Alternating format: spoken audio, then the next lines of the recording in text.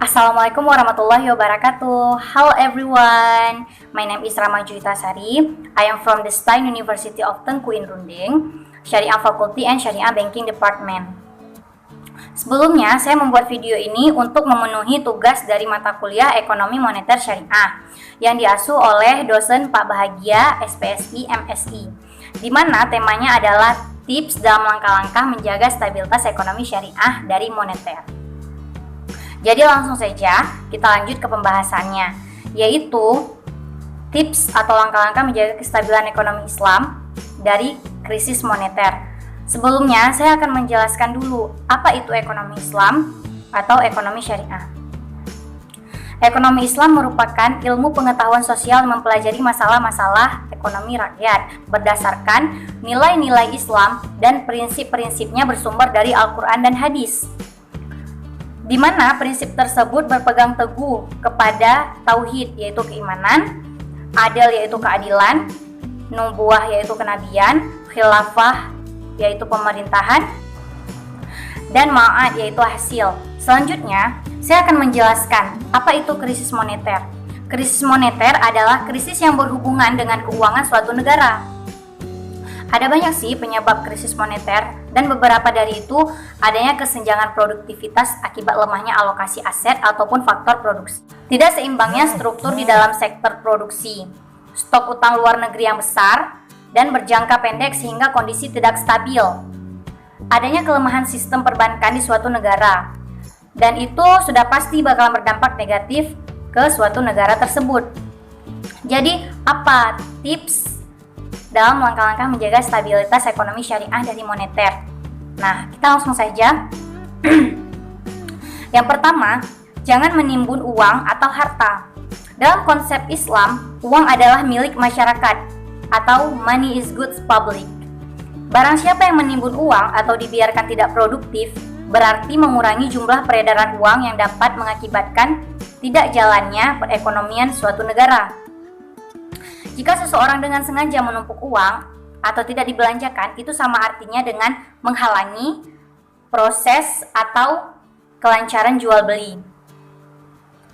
Implikasi dalam proses perekonomian terhambat. Di samping itu, penumpukan uang atau harta juga dapat mendorong manusia cenderung pada sifat tidak baik seperti tamak, rakus, dan malas beramal seperti sedekah, infak, dan zakat. Nah, sifat-sifat yang tidak baik ini juga berimbas kepada perekonomian. Oleh karena itu, Islam melarang penumpukan uang atau harta atau penimbunan uang monopoli kekayaan atau juga al-khanzu. Sebagaimana telah disebutkan dalam Quran surat At-Taubah ayat 34-35. Hai orang-orang yang beriman, sesungguhnya sebahagian besar dari orang-orang alim Yahudi dan rahib-rahib Nasrani benar-benar memakan harta orang dengan jalan batil, dan mereka menghalangi manusia dari jalan Allah.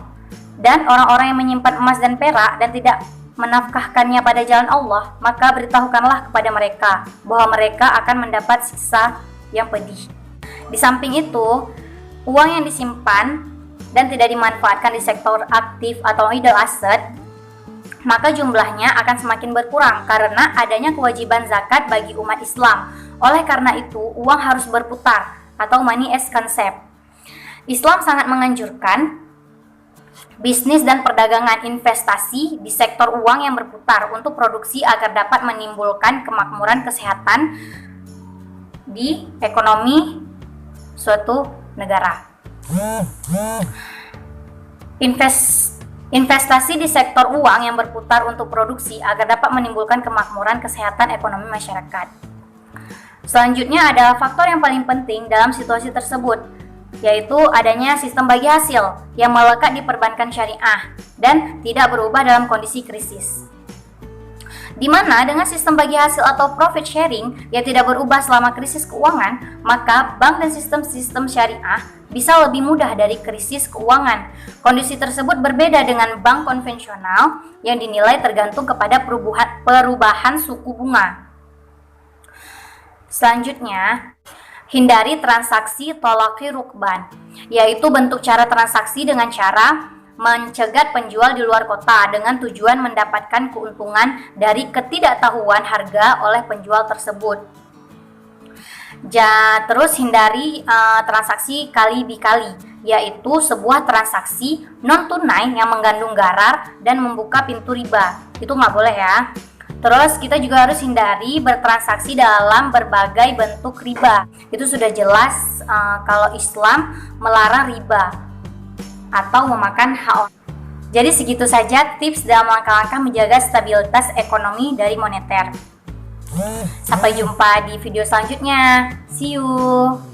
Assalamualaikum.